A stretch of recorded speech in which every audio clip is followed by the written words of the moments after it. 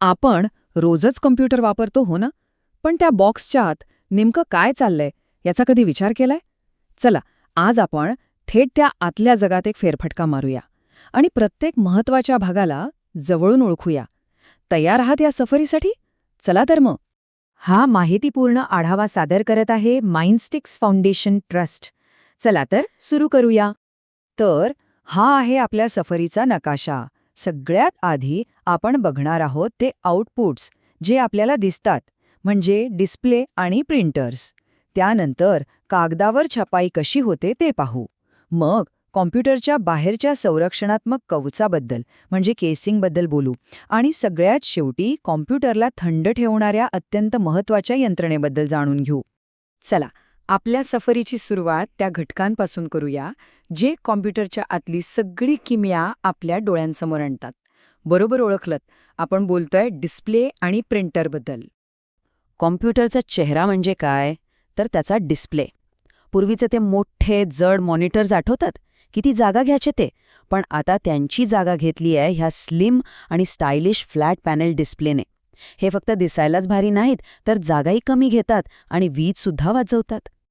आता या तंत्रज्ञानामध्ये ना एक मजेदार फरक आहे. असं समजा की एक प्रकारचा डिस्प्ले स्वतःच एक दिवा असतो जो प्रकाश निर्माण करतो. उदाहरण आपल्या फोनचा LED स्क्रीन. आणि दुसरा प्रकार असतो तो आरशासारखा काम करतो, म्हणजे तो बाहेरच्या प्रकाशाचा वापर करून चित्र दाखवतो. एक स्वतः प्रकाश बनवतो तर दुसरा प्रकाश वापरतो. हाच तो मुख्य फरक.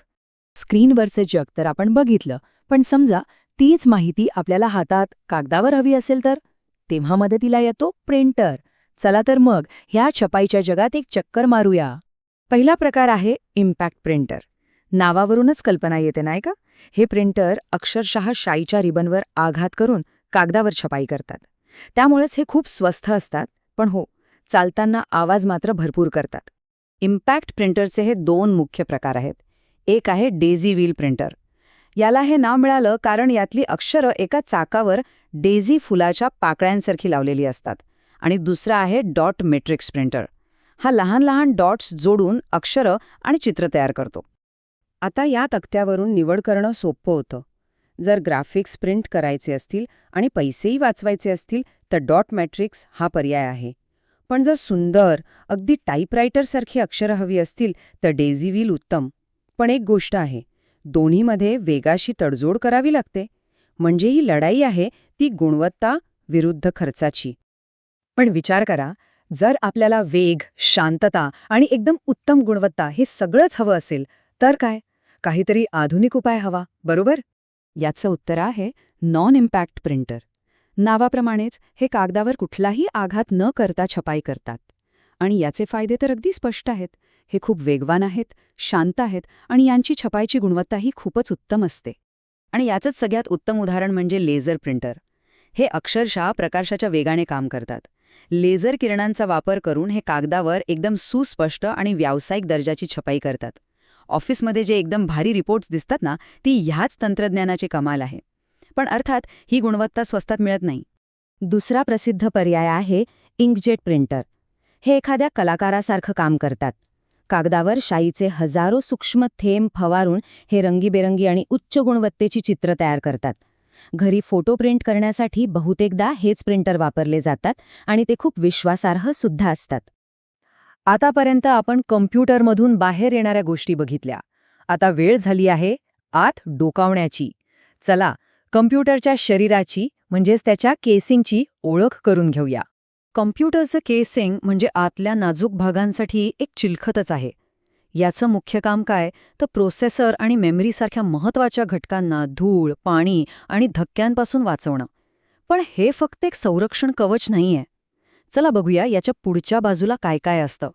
समोरच्या बाजूला आपल्या रोजच्या वापरातल्या गोष्टी असतात. म्हणजे कॉम्प्युटर चालू बंद करायचं बटण, पेनड्राईव्ह लावण्यासाठी USB पोर्ट्स आणि हेडफोन माईकसाठी जॅक. आणि हो, ते जे छोटे दिवे लुकलुकत असतात ना, ते आपल्याला सांगतात की कॉम्प्युटर चालू आहे आणि आतली हार्ड ड्राईव्ह तिचं काम करतीये. आता वळूया आपल्या सफरीच्या शेवटच्या पण अत्यंत महत्त्वाच्या भागाकडे. हा एक असा घटक आहे जो कॉम्प्युटरला स्वतःचंच नुकसान करण्यापासून वाचवतो. हा आहे एक अज्ञात नायक. एक गोष्ट अगदी स्पष्टपणे समजून घेऊया, उष्णता ही प्रोसेसरची सगळ्यात मोठी शत्रू आहे. कॉम्प्युटरचा मेंदू म्हणजे प्रोसेसर जेवढं जास्त काम करतो तेवढी जास्त उष्णता निर्माण होते आणि ही उष्णता वेळीच बाहेर काढली नाही तर तो अक्षरशः स्वतःलाच खराब करू शकतो आणि आपला कॉम्प्युटर बंद पडू शकतो. मग ह्या समस्येवर उपाय काय? तो आहे CPU कूलर. यामध्ये एक पंखा आणि एक हीटसिंक असतो. हे दोन्ही मिळून कम्प्युटरचं आरोग्य जपण्याचं अत्यंत महत्त्वाचं काम करतात. ही प्रक्रिया अगदी 3 सोप्या टप्प्यात काम करते. बघा, सगळ्यात आधी प्रोसेसरवर बसलेला हीटसिंक त्याची सगळी उष्णता शोषून घेतो. मग पंखा बाहेरची थंड हवा आत खेचतो आणि शेवटी तोच पंखा हीटसिंकमधली गरम हवा बाहेर ढकलून देतो. यामुळे प्रोसेसर थंड आणि सुरक्षित राहतो. किती सोपी पण किती प्रभावी रचना आहे, नाही का? आणि इथे आपली ही सफर संपतीये. चला, आज आपण जे काही पाहिलं त्यावर एक नजर टाकूया. थोडक्यात सांगायचं तर डिस्प्ले ही कम्प्युटरच्या आत डोकावण्याची आपली खिडकी आहे. प्रिंटर डिजिटल माहितीला कागदावर आणतात. केस आतल्या नाजूक भागांचं संरक्षण करतं. आणि कूलिंग सिस्टम ती तर कम्प्युटरला सुरक्षित आणि कार्यक्षम ठेवण्यासाठी अत्यंत आवश्यक आहे. आणि जाता जाता एक विचार करण्यासारखा प्रश्न.